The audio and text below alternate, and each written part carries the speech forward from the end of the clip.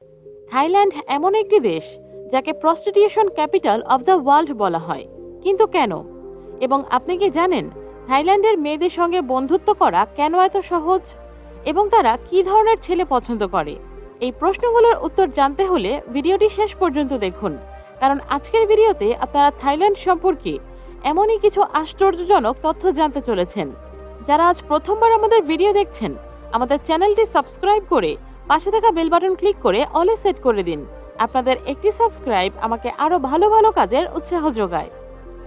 বিশ্বের যত শিক্ষা প্রতিষ্ঠান রয়েছে সবগুলোতে মানুষই পড়াশোনা করে, একথা আমরা সবাই জানি। কিন্তু থাইল্যান্ডে এমন একটি কলেজ রয়েছে যার শিক্ষার্থী হচ্ছে বানর। এখানে বানরকে বিভিন্ন ধরনের প্রশিক্ষণ দেওয়া হয়। এই কলেজটির নাম হচ্ছে থানি মাঙ্কি কলেজ। এছাড়াও থাইল্যান্ডে বানরের জন্য আছে লোকবুরি মাঙ্কি টেম্পল। এই শহরটিকে মাঙ্কি সিটি বা বানরের শহরও বলা হয়। কখনো যদি থাইল্যান্ডে বেড়াতে যান তাহলে একটি বিষয় খেয়াল রাখবেন, কখনো আন্ডারওয়্যার না পরে ভুলেও বের হবেন না, কারণ সেখানে এটি একটি দণ্ডনীয় অপরাধ। থাইল্যান্ডে গিয়ে আপনার শরীর যদি ব্যথা হয়ে যায় তাহলে আপনি সেটি সহজেই সারাতে পারবেন। ভিডিওতে আপনারা যেমনটা দেখতে পাচ্ছেন, হাতি আপনার সুবিধা মতো আপনার শরীর মাসাজ করে দেবে। থাইল্যান্ড এমন একটি আজব রাষ্ট্র যেখানে সব ছেলেকে জীবনে একবার সন্ন্যাসী হতে হয়, তবে এটি যে কোনো পুরুষের 20তম জন্মদিনের আগে হতে হবে। এই সন্ন্যাসকাল ন্যূনতম 1 সপ্তাহ থেকে 3 মাস অবধি হয়ে থাকে। যে সকল পরিবার বৌদ্ধ ধর্মের একনিষ্ঠ অনুসারী তারা এটিকে বাধ্যতামূলক হিসেবে ধরে নেয়। বিশ্বের মধ্যে বুদ্ধের সবচেয়ে বড় মূর্তি চীনে থাকলেও স্বর্ণের তৈরি সবচেয়ে বড় বুদ্ধ মূর্তি থাইল্যান্ডে অবস্থিত। এই মূর্তিটি প্রায় 5500 কেজি স্বর্ণ দিয়ে তৈরি। থাইল্যান্ডে বেড়াতে গেলে একটি বিষয় খেয়াল রাখবেন, এখানে কারো মাথায় হাত দেওয়া যাবে না, এমনকি সেখানকার বাচ্চাদের মাথায়ও হাত দেওয়া যাবে না। সেখানকার মানুষ মাথাকে দেহের সবচেয়ে পবিত্র অংশ মনে করে এবং অন্যের মাথায় হাত রাখা অপরাধ বলে মনে করে।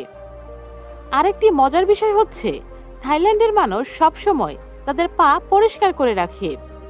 বন্ধুরা, আমাদের ভিডিওটি কি ভালো লাগছে? তাহলে একটি লাইক দিয়ে দিন। আমাদের দেশের মতো থাইল্যান্ডের মানুষও অনেক কুসংস্কারে বিশ্বাস করে, তারা ভূত প্রেতেও বিশ্বাস করে। এজন্য সেখানকার প্রতিটি বাসায় আলাদা করে ভূতের ঘর বানানো হয়।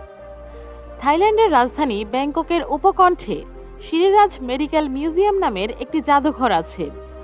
এটি পৃথিবীর অন্যান্য জাদুঘর থেকে একটু ভিন্ন।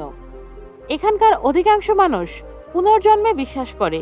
তাদের ধারণা, পরের জন্মে যদি তাদের অঙ্গহানি হয় তাহলে তারা এই জাদুঘরের ডেড বডিগুলো থেকে কিছু কিছু অঙ্গ ধার নিতে পারবে।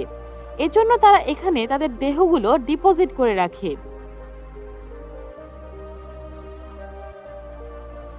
এক এক সময় এক এক দেশ আমাদের এই দেশকে পরাধীন করে রাখলেও থাইল্যান্ড এমন একটি দেশ যে রাষ্ট্রকে আজ অবধি কোনো ইউরোপীয় দেশ দখল করতে পারেনি। আরও অবাক করার বিষয় হচ্ছে থাইল্যান্ড শব্দটির থাই ভাষায় অর্থ হচ্ছে স্বাধীন। এর মানে দেশের নামের সাথে দেশটির হুবহু মিল রয়েছে। তবে এখানে উল্লেখ্য যে 1941 সালে জাপান থাইল্যান্ডের অল্প কিছু অংশ দখল করেছিল। থাইল্যান্ডের জাতীয় প্রতীক হচ্ছে গরুডা। এটি অর্ধেকটা মানুষের মতো দেখতে, বাকি অর্ধেকটা ঈগলের মতো।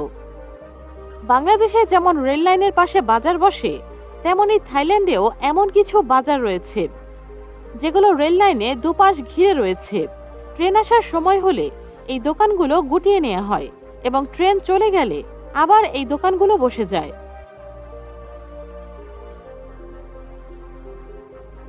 বন্ধুরা, ভিডিওটি আপনারা কোন শহর থেকে দেখছেন কমেন্টে জানাবেন।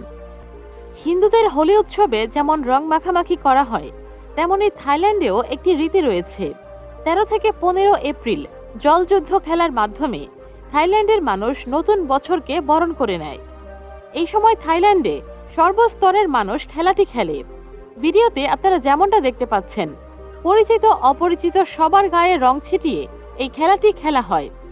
তাদের ধারণা, এই খেলার সময় তাদের শরীর পানিতে ভিজে গেলে সেই পানির সাথে তাদের সব পাপ ধুয়ে মুছে তারা নিষ্পাপ হয়ে যায়।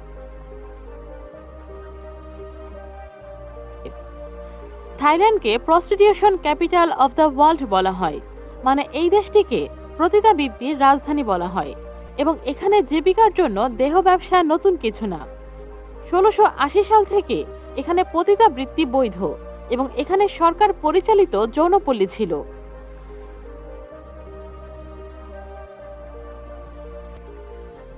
থাইল্যান্ডের রাজধানীর নাম হচ্ছে ব্যাংকক এবং এখানে এই দেশের মোট জনসংখ্যার 10 ভাগের 1 ভাগ এই শহরে বাস করে। ব্যাংককের পূর্ণ নাম অনেক বড়, যেটা আপনারা স্ক্রিনে দেখতে পাচ্ছেন।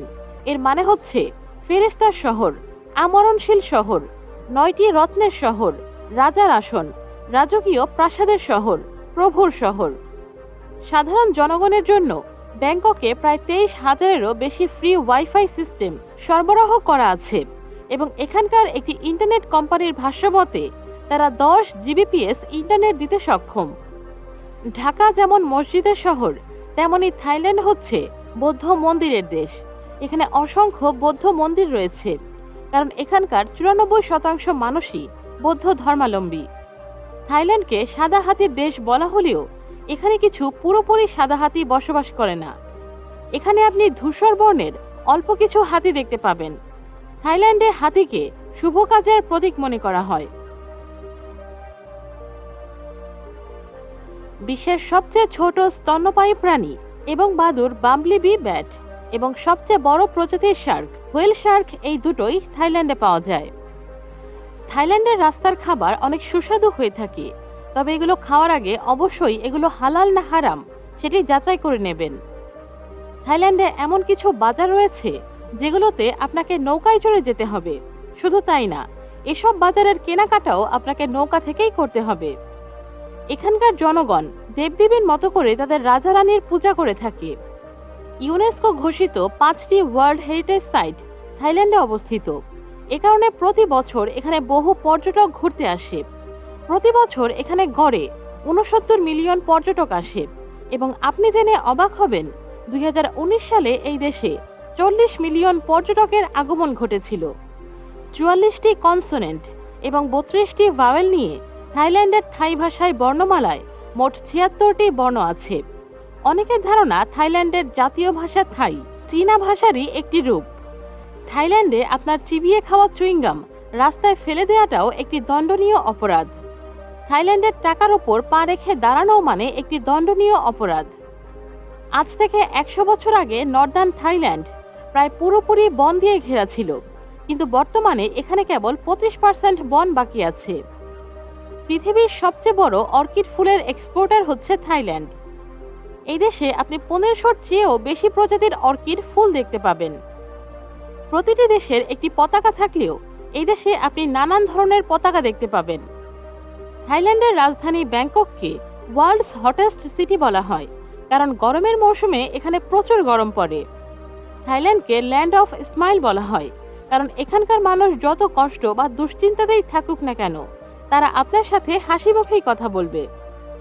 থাইল্যান্ডে মোট 1413টি আইল্যান্ড রয়েছে এবং এর অধিকাংশ আইল্যান্ডে কেউ বসবাস করে না।